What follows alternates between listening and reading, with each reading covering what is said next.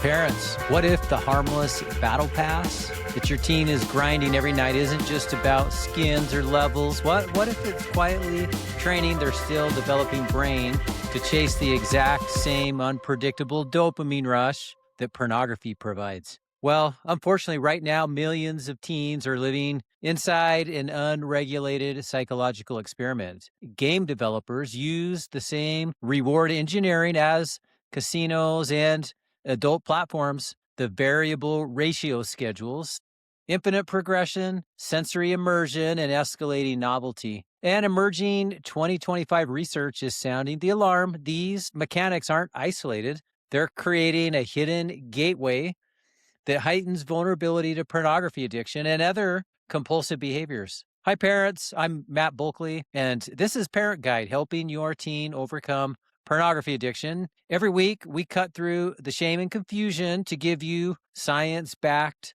practical tools and real hope for your family. Today, we're exposing how modern game features such as loot boxes, battle passes, gacha systems, hyper-sexualized characters, and haptic feedback are priming teens for porn addiction. We'll unpack the brain science, look at the latest research, share some anonymized stories from my clinical practice steps. They go far beyond the obvious, just set limits. So parents, this could be the wake-up call. This episode could provide direction that changes your teen's trajectory. So stay with me. Your presence here already shows how much you care. Hello, parents, and welcome back, or welcome for the first time if you're new to Parent Guide, and if you're navigating worry, guilt, frustration, or outright fear about your teen's screen habits and possibly pornography use, then you are in the right place. Make sure to hit subscribe or follow so you never miss an episode. Today, we are going deeper than most conversations dare, the dangerous overlap between popular video games online and the pathways that lead to porn addiction. And I see this pattern constantly in my therapy practice. Parents think the battle pass in Fortnite or the character pulls in Genshin Impact are just a phase. Meanwhile, their teen brain is being conditioned for high-intensity, unpredictable stimulation that normal life, things like homework or sports or conversations, simply can't match. So in this episode, we will cover how gaming reward systems mirror the mechanics of pornography at the neurological level, or the architectural parallels that make the transition feel seamless for many teens from gaming to pornography, provide some fresh insights from 2025 research on loot boxes, dopamine, and cross-addiction risks. And we'll share some real anonymized case examples that will illustrate this progression. And most importantly, provide some refined action steps that will actually address the root mechanics rather than just simply surface symptoms. So we'll take our time because this deserves nuance. And remember, your teen's brain is still wiring itself until the mid-20s. And the good news with that, well, with informed, consistent parenting and the right approach, recovery and rewiring are absolutely possible. Well, parents, let's start with how modern gaming features mimic high stimulus sexual content. Well, let's start with the brain science, because understanding the why reduces shame and it increases your effectiveness as a parent. The adolescent brain is wired for exploration and highly sensitive to rewards. And remember, dopamine isn't just the feel good, it's the wanting chemical that motivates pursuit. And we know games like Fortnite, Call of Duty, Roblox, Genshin Impact, and many other mobile titles exploit this with what I referenced earlier, the variable ratio reinforcement schedule, which it's concept in behavioralism, and it's that same principle that makes slot machines so effective. You never know exactly when the next rare skin or weapon upgrade or battle pass level will hit. And that unpredictability, well, it creates powerful dopamine spikes. And pornography works almost identically. Endless novelty, escalating intensity, and then it leads to that one more click, one more video, and the brain learns to crave the chase itself, not just the material, not just the stimulus, but the craves the chase itself. Recent research underscores the risk. A 2025 Flinders University study involving over 1,400 gamers, it found that loot box purchasing is strongly associated with video gaming problems, real-world gambling tendencies, and broader mental health struggles. Impulsivity and anxiety appear to strengthen these links. And earlier work in the JMIR games showed that problematic loot box use can mediate the pathway from internet gaming issues toward other compulsive behaviors. And furthermore, Stanford medicine experts have highlighted how today's games are stickier for young brains precisely because they hijack the same reward pathways involved in behavioral addictions, including pornography. Now, parents, remember the teen prefrontal cortex, that part of the brain responsible for impulse control, long-term planning, and things like just weighing the consequences, pros and the cons, is still maturing. And this makes adolescents especially vulnerable to tolerance. So in other words, normal rewards, things like reading or sports or face-to-face connection with friends, well, it starts feeling flat, while supercharged digital hits start to feel more necessary. So let me give you a case example here. We'll call, and as I mentioned, all names anonymized. Let me tell you about Jake, age 15. His parents, they had viewed the Fortnite Battle Pass as simply harmless fun and way for him to connect with friends, which is what you would think it would be. And Jake began staying up really late, well past midnight on school nights, grinding for unpredictable rewards, and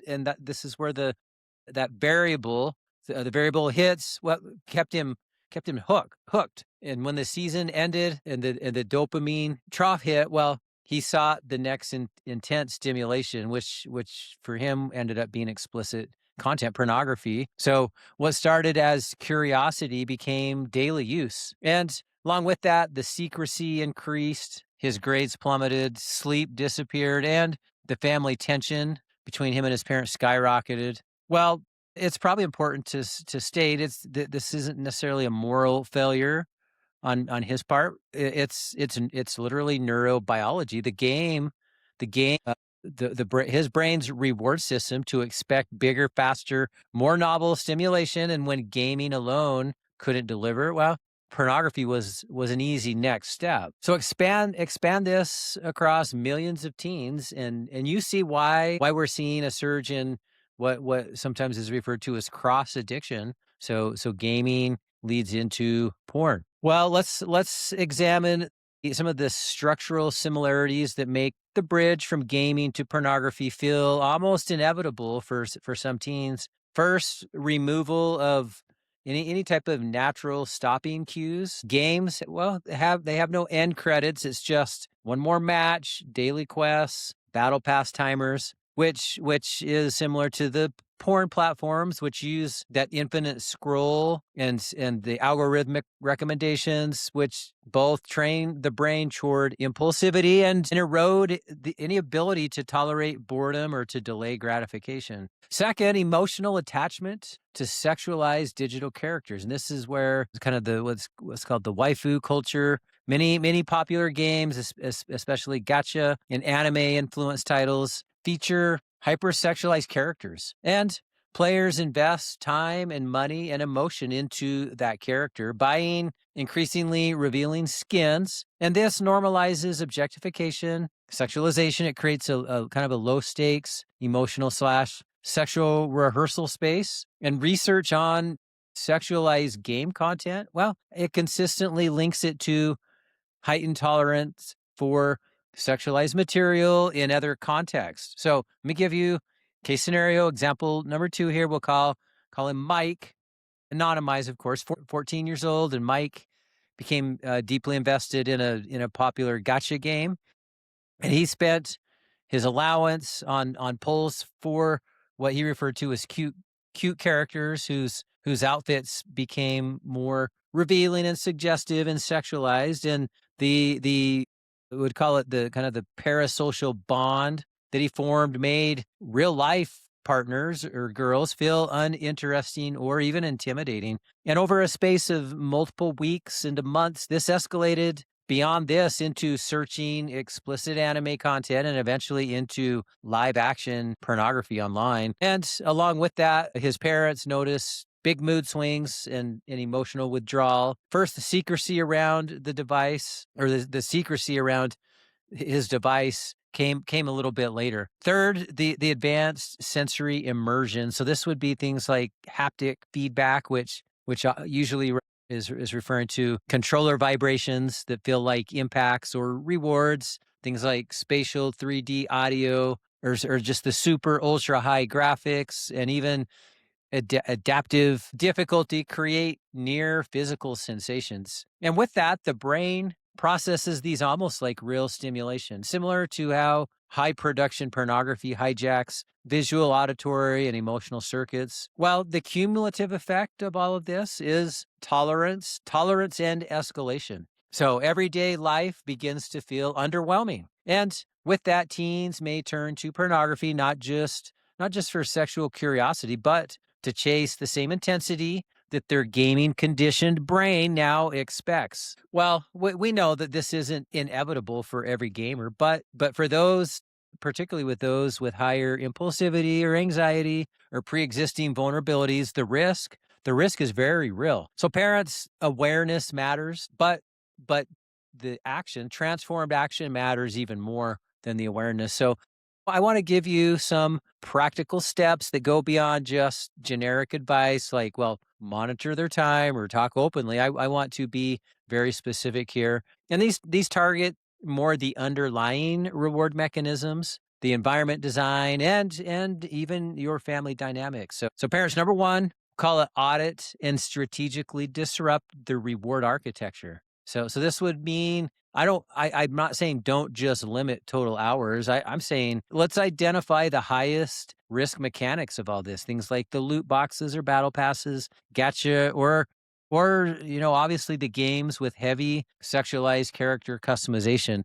And with that, consider either temporary or in some cases permanent removal of those specific titles or features. Rather than just blanket less gaming or no gaming, use device level tools or router settings to disable what are called the in-game purchases and the random reward systems. And it's, you have to frame it as you're protecting their brain development. It's not punishment. It's actually trying to help you retain the greatest capacity for brain development. So number two, replace the dopamine profile, not just the activity. So in other words, need alternative sources of variable for reward and mastery. So this means that you need to help them pursue activities with natural unpredictability and progression. Things like team sports with real stakes, where they maybe can find camaraderie, or music or creative pursuits with performance feedback, things that require skills-based hobbies, things like maybe learning how to rock climb or rappel, or learning how to code, maybe some coding projects, or learning to fly a drone, video production, strategy games without microtransactions, maybe volunteer service or work that provides real purpose. And remember, the goal here is rebuilding sensitivity to normal rewards through consistent embodied experiences. So number three, design the home environment for, believe it or not, for some friction and accountability. So things like place devices in shared family spaces during key hours, and use a family media plan. And I would say co-created by your teen where possible, that includes tech-free zones, tech-free times, especially evenings, to protect sleep and melatonin production. So, and implement maybe a dopamine menu planning, which would literally be visible lists of non-screen alternatives to help with boredom or stress. And parents, for the older adolescents, for older teens, consider maybe things like transparent screen time dashboards or accountability apps that report usage patterns. And number four, shift from what would be called the surveillance or spying to more of a collaborative or curiosity and skill building. So in other words, instead of again secretive spying, let's have it be termed as initiating like regular low pressure tech check-ins focused on learning together. So in other words, the dialogue from you would be, well, what is it that makes this game so engaging? How does it make your brain feel after? And teach media literacy. Help them break down the games and the platforms, how they're engineered, talk about this variable reinforcement, how it's so similar to how a slot machine works, and build emotional regulation skills through what we oftentimes call co-regulating, which just simply means together with your teen, you'll do breathing exercises and naming feelings. So being able to help train them to learn to recognize and identify and communicate the emotions that they're experiencing. So, and the whole purpose for this is so that screens are not the default escape from stress, anxiety, or social discomfort. And number 5, finally, addressing underlying vulnerabilities proactively is we know gaming and pornography so frequently mask anxiety, depression, social struggles, lack of confidence, maybe ADHD related understimulation. In these cases, so often consider professional assessment if there are red flags. You're going to want to strengthen real world identity and competence outside of digital spaces. And this reduces the pull of that virtual validation that they so often get from gaming. Well, let me put this out here, parents. I want to give some red flag signs of this potential cross addiction, which I had referenced, and watch for clusters of these, maybe not so much just isolated incidents, but clusters. So one would be escalating secrecy or defensiveness around devices or around particular games, irritability, anxiety, or low mood when their access is restricted, declining academic performance, and loss of interest in previously enjoyed offline activities. Another would be preoccupation with game characters. And watch for it maybe bleeding into sexualized interests or fantasies surrounding that. And then obviously using gaming or pornography to cope with negative emotions rather than being able to face them. And parents, remember, early compassionate intervention dramatically improves outcomes. We know this is true. The brain's neuroplasticity works both ways. So it can have an impact as the addiction takes hold, but it's also disrupted through the neuroplasticity of the adolescent brain. So consistent changes can restore healthier reward sensitivity again.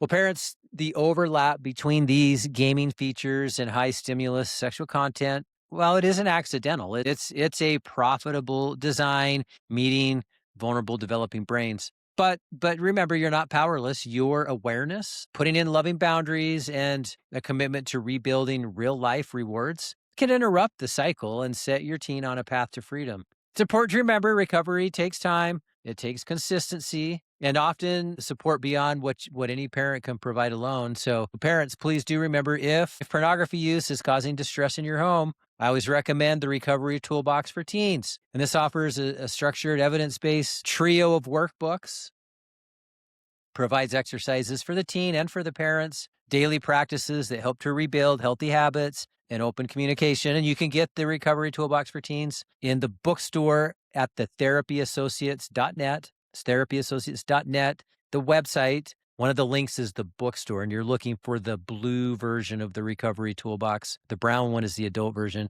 And parents, for more severe cases when compulsive behaviors, sexual acting out, or just a complete unresponsiveness to your influence as a parent are present, well, this is where Starguide's Wilderness Therapy can provide a digital detox, complete reset, an intensive wilderness-based intervention that's tailored for adolescent boys struggling with compulsive sexual behaviors and pornography and tech addiction. And over the years, many families have described it really as the turning point that they desperately needed when nothing else was working. You can learn more about Starguides at the website Starguides. Well, parents, you've got this. Your teen's brain can heal. Remember, the adolescent brain is remarkably resilient when it's given the right conditions. And I would love to hear from you, parents. Drop a message. Let me know what's working. What are the concerns you have with the games that your teens are playing? Are you seeing the cross addiction?